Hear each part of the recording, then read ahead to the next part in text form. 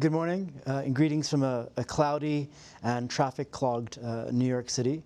It's a delight to be here with a blockbuster panel. My name is Ishaan Tharoor. I'm a columnist at the Washington Post, and we're joined here today, as I said, by a blockbuster panel at the World Economic Forum, SDIM.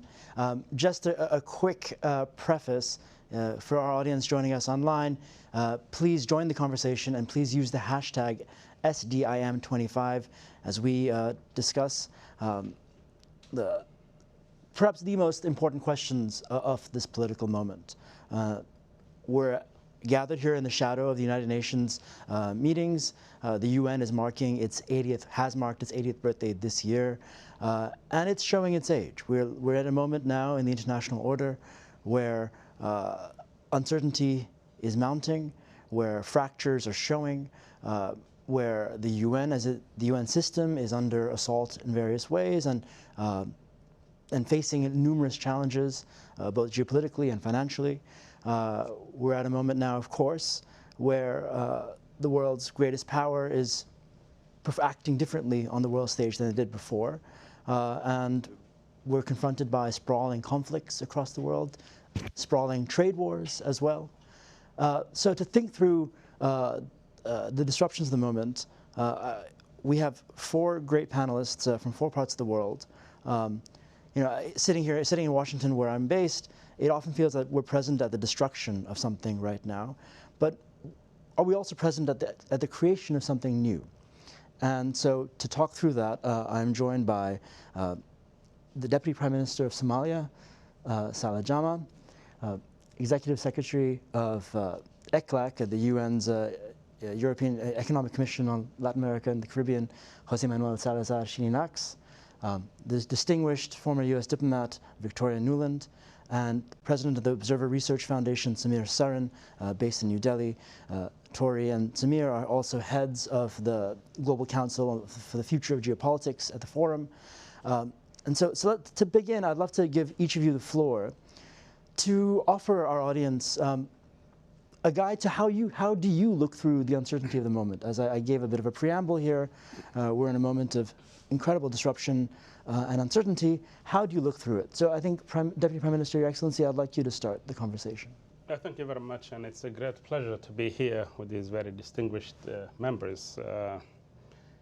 I am the Deputy Prime Minister of Somalia, a nation that has been on the back foot for some time in the past, but has been increasingly emerging out of its state fragility and failure of the 90s and 2000s. As most of you are probably aware of, Somalia is now one of the non-permanent members of the Security Council. We have been going through a massive process of state building, re-establishing the national institutions, improving our economy. We just completed our HIPC initiative, debt relief process. We're part of the East African community. We're having increased bilateral relations with different countries and increasingly playing our role in the international system. But we are now a bit surprised by the increased level of uncertainty in the geopolitics, which certainly has a lot more bearing on countries like Somalia or the African continent than it would impact others. Any conflict in the region or around the world, any disturbance in the global supply lines, such as the Bab el-Mandab or the Red Sea area, has a very profound impact on our citizens because we tend to import about 70% of our food from outside. So whatever transpires in Ukraine, in the oceans, has a direct economic impact on our societies, which affects the cohesion and the stability of the region. So for us, we are firm believers in multilateralism, and we hope that multilateralism and a rule-based world order would be to the benefit of all. And we are also in a very turbulent region called the Horn of Africa, or the Bab el-Mandab, which has been at the forefront of climate change, domestic conflicts, and regional conflicts. So for us, we are seeking stability both at home and abroad, as our president's motto during his elections was Somalia that is at peace with itself and at peace with the rest of the world. And finally, we are also at the front line of the war on terror. We are fighting one of the most potent extremist groups, terrorist groups in the world, actually.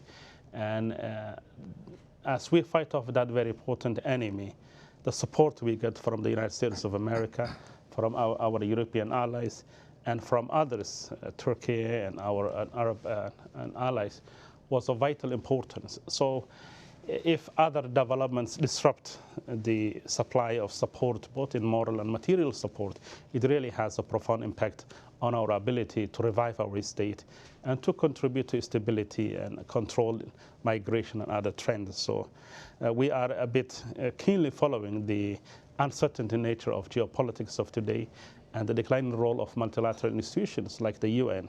And we are for a much more cooperative and collective effort to resolve global issues that have bearing on the citizens and the countries in the front lines of many of these global issues. Thank you, Deputy Prime Minister. You've really billboarded some key issues that I think we'd like to flesh out in the remaining time we have together, in the question of multilateralism in this current moment, some of the global problems that don't have national solutions, climate change being chief among them, and the ways in which Somalia and your neighbors are at the front lines of both the turbulence of geopolitics and also a warming planet.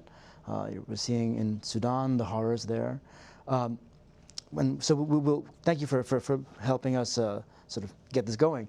Executive Secretary, could I turn to you? You wear multiple hats. You're, of course, a former minister in the Costa Rican government. You're based in Chile, Santiago, and you speak for Latin America and this part of the world. But you're also a UN official. Could you tell us right now, give a sense of how the UN is doing? And you know, there is anxiety about funding. There's anxiety about its mission. There's paralysis in the Security Council, of course. How's the UN doing, and what can we expect from these meetings this week and going forward in the months to come? Yes.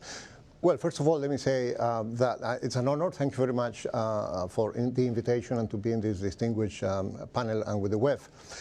Look, if I may put just a brief comment for context before answering your question, or trying to answer your question, is that I think, yeah, this panel is about the uncertainty, about the new conditions in geopolitics, but I think, you know, just a reflection on the nature, the sources of uncertainty, because, you know, uncertainty came with the financial crisis in 2008-9, uncertainty came with the pandemic, uncertainty comes when, you know, there's a high inflation in the world, lower growth, I mean, many sources, and of course, with threats to peace or wars, all those are sources of uncertainty. But I think what we are living now, and this is important, it's important to understand the predicament of the United Nations, is that the uncertainty at the moment, a major source, or one additional source, is a change in the behavior of the major powers. And this is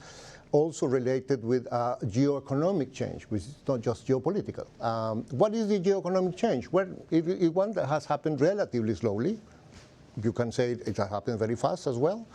And it's the fact that, for instance, if you see what was the weight of China in the world economy in the year 2000 was around 6%. It tripled to today, 18%.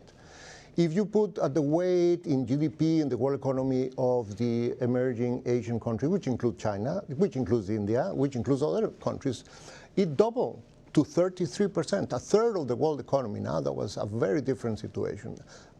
Only 25 years ago, so in a way it depends how you want to assess the 25-year period. Now, that is a fundamental change in the structure of the world economy, in the weight of major powers and, you know, emerging economies and so on. Now, one cannot be deterministic and say, oh, okay, so that determines that this and that happens. Then you come to the other part of the conversation, which is, what are the responses of the previously established powers? What is the response of the United States? What is the response of Europe? What is the response of other emerging economies, of Latin America, etc.?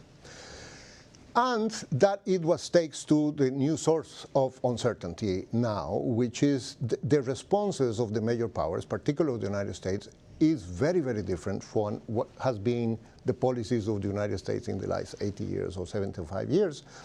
And Well, I don't think I have to enter into describing it because, you know, there's a lot of literature, a lot of commentary every day about it.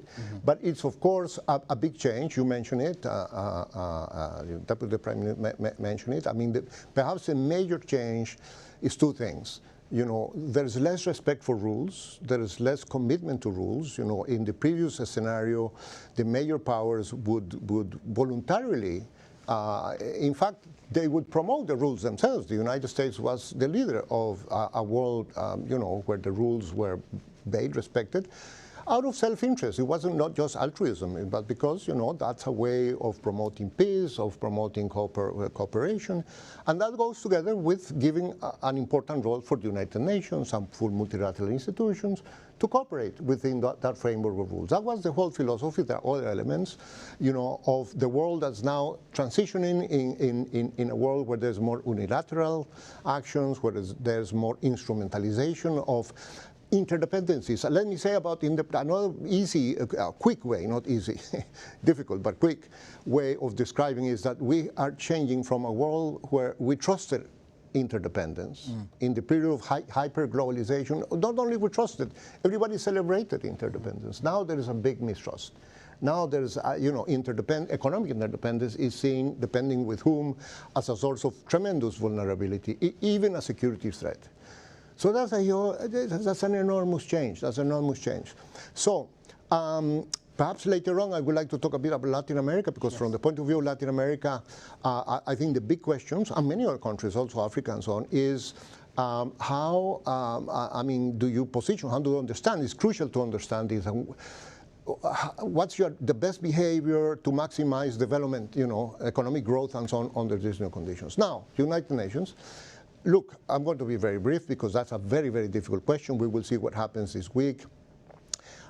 I think that the sources perhaps of optimism, very strong optimism, is that the great majority of countries continue very committed. We just heard from the Deputy Prime Minister of Somalia, to a multilateral system, to international cooperation and so on. And that's very, very hopeful. But there are some major players that are not necessarily in that line. So, I mean, what will happen? Also, there is a financial reduction. It's a situation, it's not the first time the United Nations goes through this, but certainly is a time of very unique characteristics. So that's a big question. We will see what happens this week. Thank you. Thank you for definitely handling my question.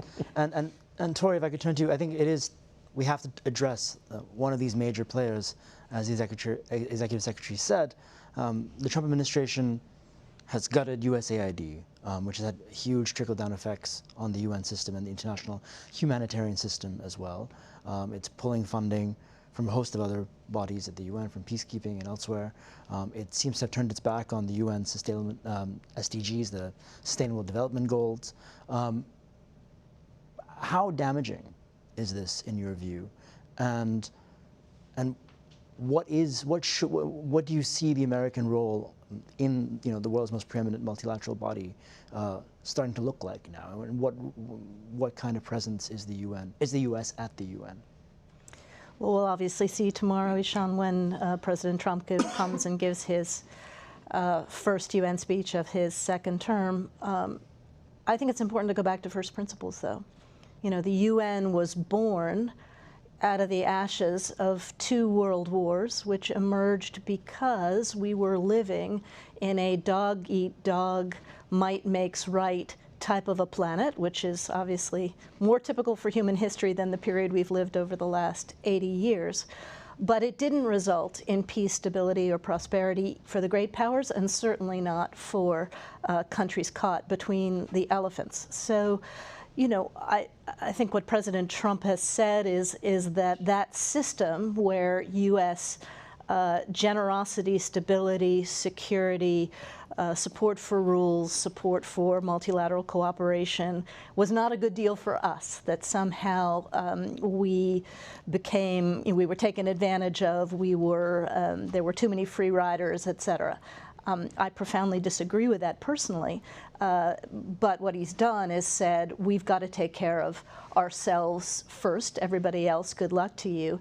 I think the question becomes, it's easy to destroy. It's easy to say, we're not going to be generous in our development assistance anymore, we're not going to, be undergirding a free and open global trading system or a free and open way for humans to live, and supporting those countries that want to be democracies, that are working so hard against terror, against climate change, et cetera. But what replaces it? And I think at this moment we're in the destruction phase. Is the president going to give an affirmative vision tomorrow about how we work together? I don't think in this interdependent world that we have all built, that so many countries have gotten more prosperous, more hopeful in, is going to last if the United States is leading simply a destruction and not a new construction, which is not to say that the system's been perfect, far from it. I mean, the high point of the UN was, remember, in the 90s when we appeared to have convergence among the P5 nations at least, that a more open, more democratic, more rules-based system was good for everybody. That was China as well as it was opening its economy. That was Russia in the period of before Putin. But now the fundamental dissatisfaction of too many countries, and specifically 3 out of the 5 of the P5, are causing questions. So I'd like to hear what President Trump is going to propose as an alternative here. But I worry that we will bring ourselves back to a period not simply of fighting each other on the trade front, not addressing global challenges, not setting good normative rules for things, new technologies coming on like crypto and AI and these kinds of things, but that we might actually walk ourselves back to the brink of great power conflict if we're not talking and managing all of these challenges together. Thanks, Tharoor. So given this emerging narrative now of great power competition, Samir, from your perspective, I know ORF does a lot of work on the sidelines of major Global South forums, including the BRICS. What does the emerging international order look like to you now? Is it one of uncertainty? Is it one of opportunity? How do you see things, and how, from your view, do you look beyond the uncertainty? Look, the international order is now an orphan. Parents have disowned it. So those who build the order no longer want any ownership over that order. And I think that's the fundamental truth. It's not necessarily a bad thing. So let me go back to your first, when you were opening this conversation, you said, is it a moment of building something new, or is it a moment of destruction? And I think it's both. So let's be honest here. What we've been fearing has happened. And I don't think we should now hold on to any illusion that there's still anything remaining in the order that existed post the big wars up till now. What has really happened is that the country that underwrote that particular order, namely the United States of America, and by the way, this is over the last few administrations, has systematically dismantled every element of that international order. And of course, the current Trump presidency is, which is basically drawing all the attention.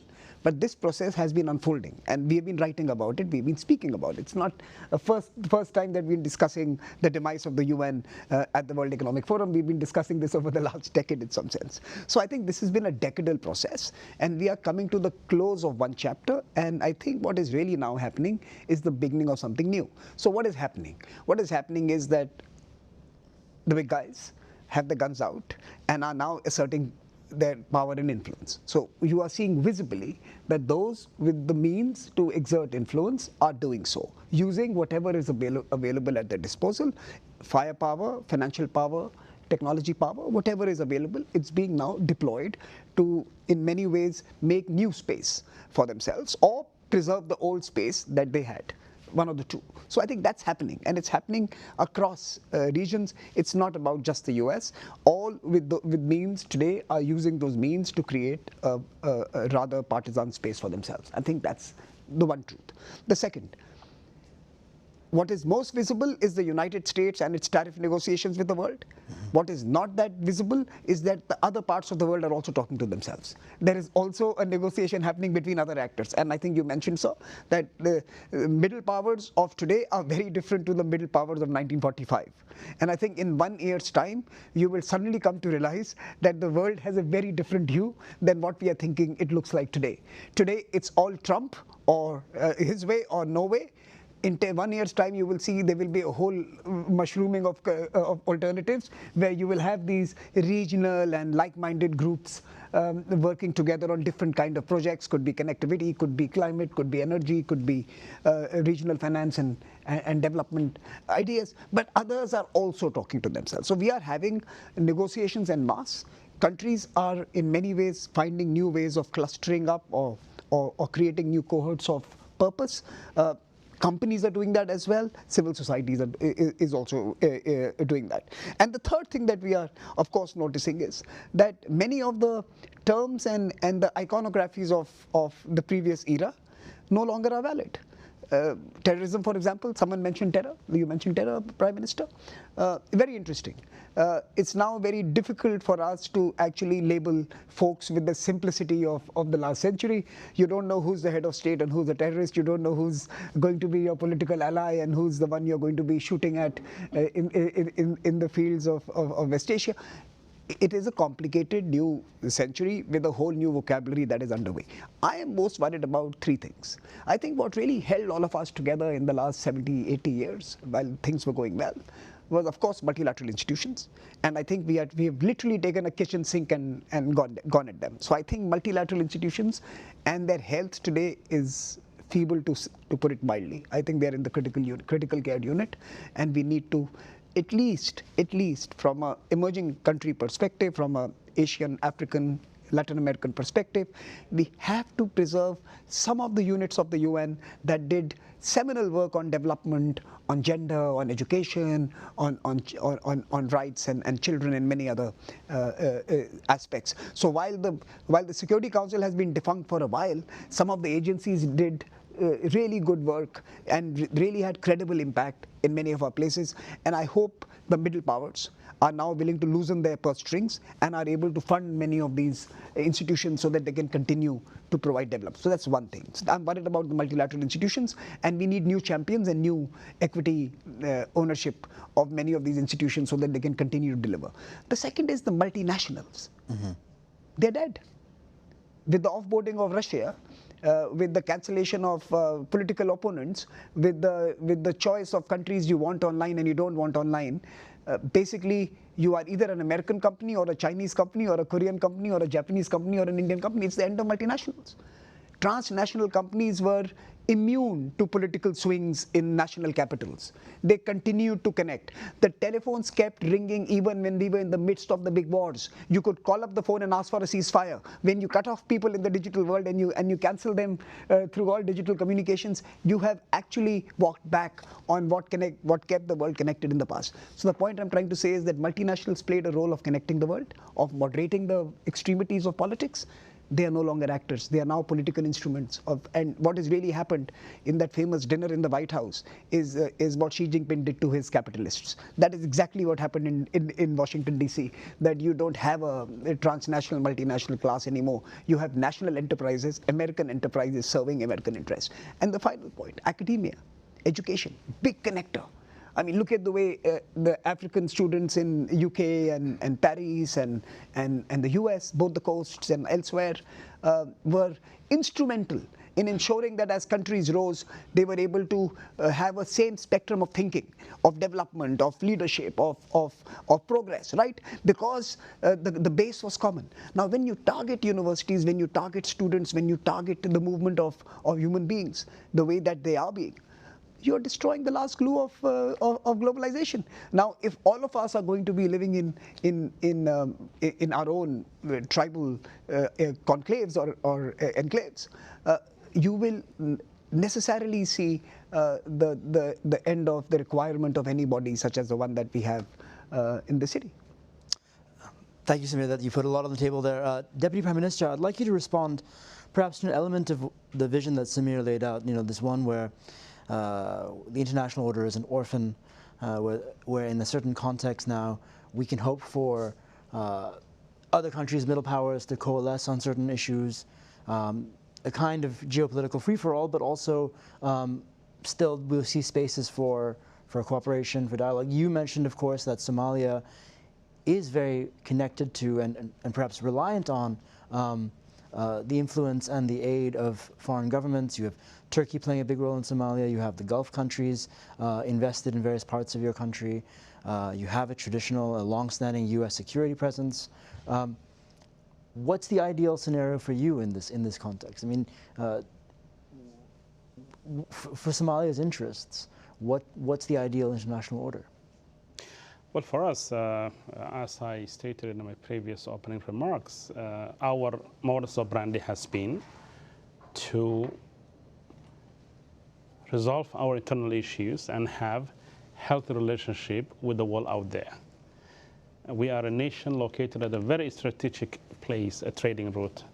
In fact, we have thousands of Somalis at the moment attending universities in India, That's right. going to hospitals in India, throughout Asia, from Malaysia to India and elsewhere.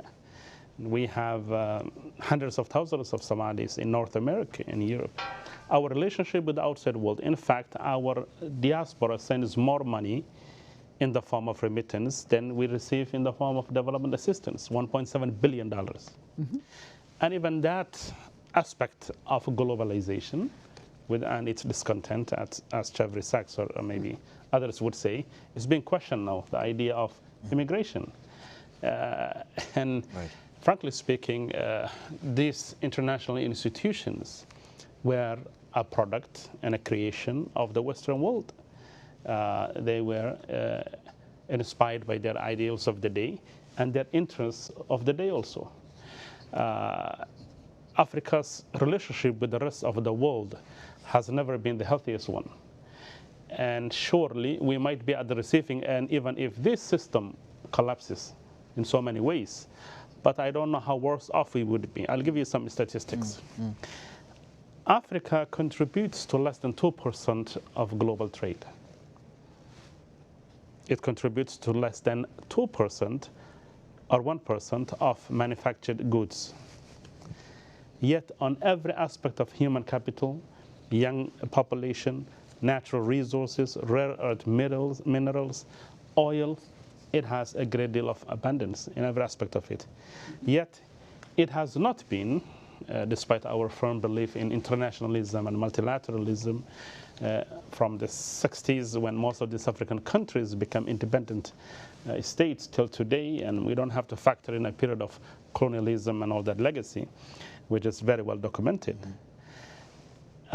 We have been at the receiving end of international trade, relationships, and geopolitics. And mind you, much of this, if you trace many of the conflicts in Africa, you can trace it back to geopolitics of the day, either in a bipolar world or a multipolar world, as one would say now. And I actually beg to differ with those that say that the current lapse in international, or rather multilateralism, and the failure of the UN starts with this current US administration. I believe the decay, the cracks, and the failure can be noticed from way back.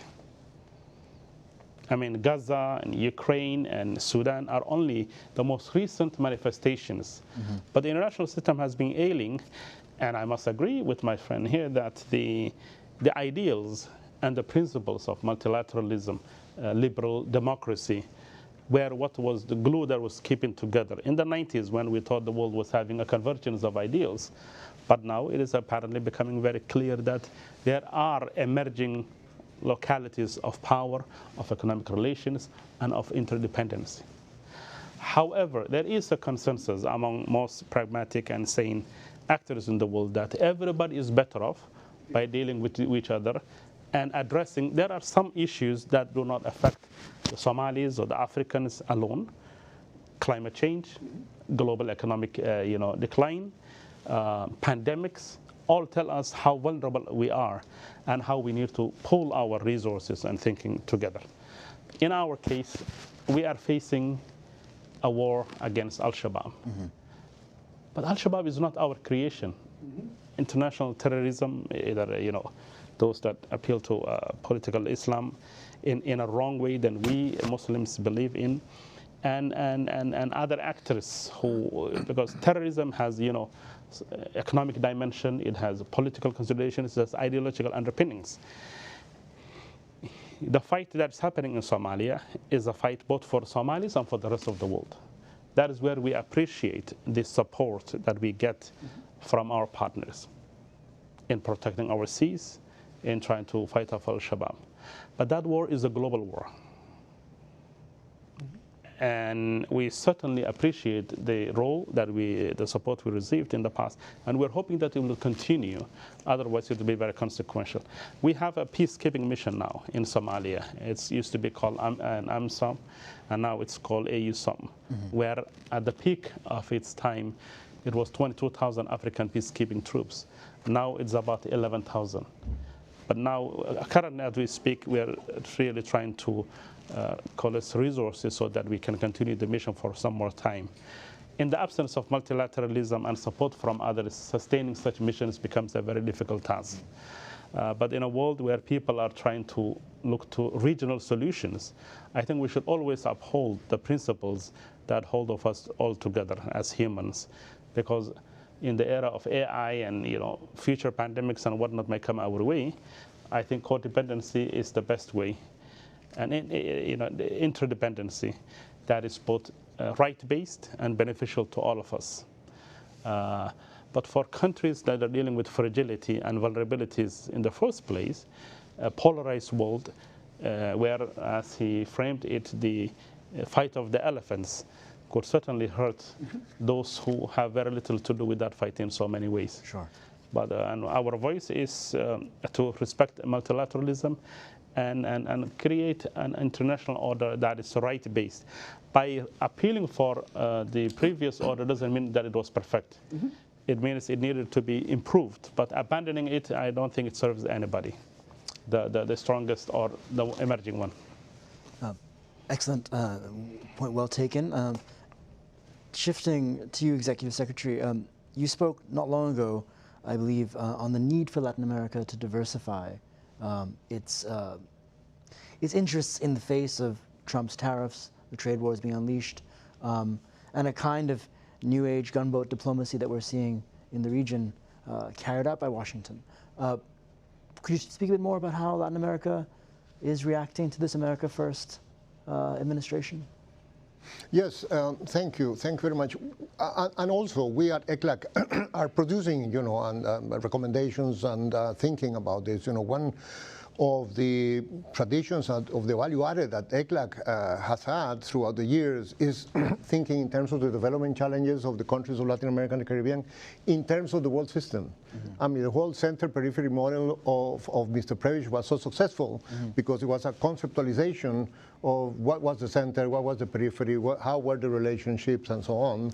And also the theory of economic dependence of the 60s and 70s was a version, a different version of the same thing. So now we're also very much thinking about that. And I think, from where we were left now, there are many centers and many peripheries, to use the term. Now it's a multipolar world. And as you said, Samir, this is emerging and this is going to continue. The figures are there. I mentioned, by the way, I didn't mention, I forgot to say that then the proportion of GDP of the United States came down from around 21% to 15, and Europe also 15, and China is 18. Depends how you measure these things, but it's a huge change anyway. So the world will have to learn, and this is the thing, we hopefully it will learn without too much pain, to live in a different balance of power. I recently reread Henry Kissinger's book on world order, which I recommend because it's very wise, and he was referring to the Peace of Westphalia, in Europe, and how it took, it was managing the equilibrium between different powers. It was successful for several decades, but ended up in the First World War. So, I mean, the main thing is to ensure that this doesn't end up in any kind of war, between great powers, which would be a disaster, absolutely disaster scenario. And then for that, you have to manage equilibrium. And this is the danger of seeing everything like a, a power game and spheres of influence and weaponization of whatever, interdependence in general. Okay, Latin America. Now, having said all of this, there are opportunities. But one thing I think is very important to say, and we are saying it to governments and as a reflection, countries are going to continue to have to grow. Countries depend on energy, oil, non-renewables, the energy transition, lithium batteries. We have technological revolutions. All this ends up, and frankly, a central part of the rivalry is production, industrial, technological rivalry. Now, that conversation, in terms of the economic growth and the development strategies of countries, is a conversation about specific sectors. Like Chile, for instance, which is one of the countries which is blessed by nature, having a lot of minerals. Also Peru, also several South American countries. The conversation around strategic minerals, around lithium, and all, which is in high demand, and everything says it will be in much higher demand, copper. Also, Latin America has other assets like biodiversity, the Amazon, where several countries are working on it, and so how to protect that. And of course, the biggest asset is always the human resources, and this is why education is so important. So even within this kind of bleak scenario, I mean, the conversation has now turned. A lot of the new diplomacy is going to have to be not like just the general free trade agreements, macroeconomic and so on, and let the private sector do whatever. It is now a conversation between governments, the private sector, everybody talking about sectors, because this is the strategic sector, and actually the great powers are negotiating around where do they buy, where do they access, can they have mines here and there and so on. That's, if one puts the economic hat, and I work for the Economic Commission for Latin America and the Caribbean, this is the change of game. The conversation, the international diplomacy is now diplomacy, very much so. It's also about peace and about humanitarian situation, but in terms of development, it's about specific sectors. How do you manage that? Can you do business with this company, with that company? Multinationals, very good point. Now, multinationals come with a nationality, with a flag, and that creates a problem. So that is part of the conversation that countries have to. I mean, it is not possible to think about industrial policy and productive development policies in any developing countries, not just in Latin America, without having a very clear picture of the opportunities, the restrictions. But there are many opportunities. There are many opportunities to do business. But going back to the big picture, hopefully, and as you know, the United Nations, and going back to the multilateral system, has three pillars: a humanitarian pillar, a development pillar, and a peace and security pillar. And they are very, very interconnected. And if countries do not develop, if there is no hope for high growth, for better employment, for more prosperity, people become angry, and you go to extremes and so on. So that threatens security and even peace. So this is why, perhaps I'd like to end on that note, the multilateral system is more important than ever in this situation, if I may say. Could I, it would be remiss of me, Samir, not to ask you a bit about the U.S.-India relationship right now. I mean, we're talking about the world's oldest democracy, the world's largest democracy. For successive administrations, there's been a desire for closeness and for deepening alliance. But now that seems to have been thrown into a huge loop. How are you processing some of the Trump administration's moves? We are a bit short on time. I know. So look, I'll keep it short, because this is a matter for another discussion completely. But I think it will be fair to say that we are in the process of a very loud negotiation from one end, and a very stoic response from the other end. So we are facing a loud negotiator and a stoic respondent, and it's exactly this. It's a negotiation of terms of the future, and I think I'm glad it is happening. I think there was an easy assumption in the US that an American-India partnership would resemble an American-UK, American-Germany, American-French partnership. India is going to be no one's B team, and that was something that at some point the Americans had to reconcile with. They haven't, and it's a loud, expression of that. Indians were under the assumption that somehow Americans were going to continue to underwrite India's growth, because somehow rise of India was in American interest, and that was the American assumption. That is not the case. It has to be very clear-cut deliverables India has to give, and some returns on investment that must be available to the US. So I think like everything else in the world today which is being renegotiated, this fundamental relationship is also under a renegotiation. And I'm quite convinced, whether under Trump in first year, second year, third year, after we have broken our heads finding every other option, we'll come back together and work together. And I think we will be the first strategic partnership where both the partners are more than $10 trillion. It's never happened before. And that's why you're seeing such a loud negotiation. Because America has never engaged with a country bigger than it in population and likely to be bigger than it in economic size in the next 25, 30 years. It has never dealt with a country, that phenomenon. We haven't either. And you know, so it's a very new era for us. It had to happen at some point. It's happening now. But end of the day, I truly believe we will be together in you know, sooner rather than later, as you know, brothers in arms, but certainly not in a marriage that ties United Kingdom to the US or anyone else. India is going to surpass Japan as the third largest economy at the end of this decade. I think that's in the world. That's a natural progression. But I think the point I'm making here is that it's not just about economic size. It's about the fact that America has a unique attribute, and sorry, Tori, I'm saying this in front of you, you've been a diplomat. America has funded every side of every conflict in the last 80 years. They've never chosen one party in any single location. They have been involved with all. They've been an exceptional actor. We could have a good fight about that. I mean, I'm giving an outside perspective, so with limited understanding. But the point I'm trying to say is America has been an exceptional global actor for it having certain rules for itself and different for others. And certain countries believe that they enjoy that exceptionalism as well. And that's what's really happening here. I truly believe that it's going to end, hopefully soon.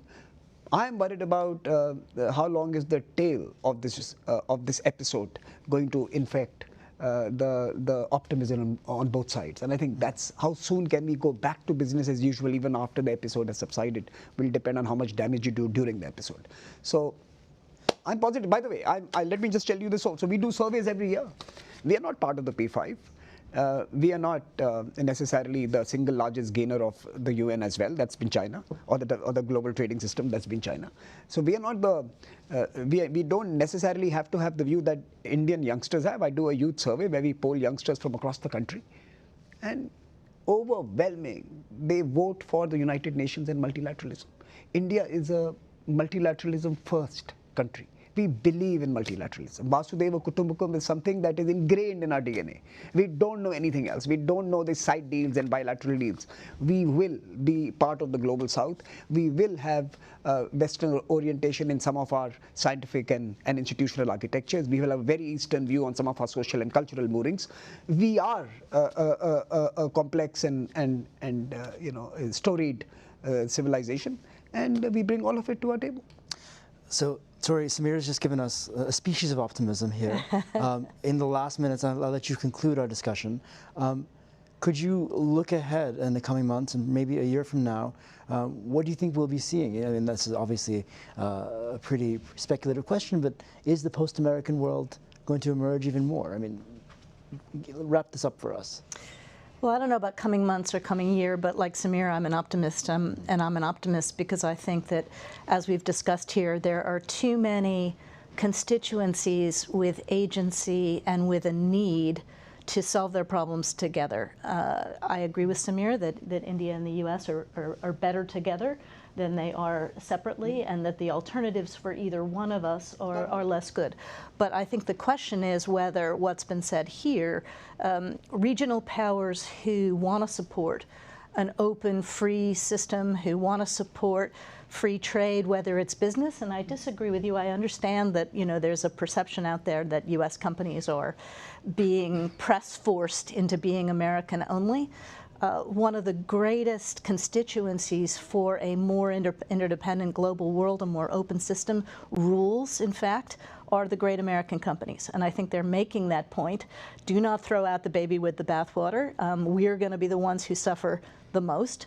That said, the question is, are other countries going to lead in defending the system, in providing the humanitarian aid that we're not providing, in providing, working together on norms, in setting the example of free trade benefits more than parasitic trade, and then are we going to have to reconsider? And interestingly, the American people, through a survey of the Reagan Institute of all places, are massively in favor, 80%, including Republicans and self-identifying MAGA Republicans, in deep U.S. engagement in the world. So we can work to fix the system, we can work to deliver for more people better, but throwing it all out is going to impoverish us, I think. And I do think it's a matter of whether countries like India and Somalia and the great democracies of Latin America and of Asia and of Africa stand up and say, this system benefits more of us and it'll benefit you, and we will move on and leave you in your little corner and stand up to you if you're going to be parasitic and protect the system. But that requires folks saying, no, this benefits us and it'll benefit you if you stay with it. Well, thank you, Tori. I suppose, you know, this is a conversation we could have had for another 45 minutes, and we would still be mulling and chewing over a lot of the great uncertainties of the moment. But I'm really grateful to this terrific panel for talking through the questions of the age, for perhaps giving a bit more certainty in this cloud of uncertainty. And I thank you all in the audience for joining us, and have a great day.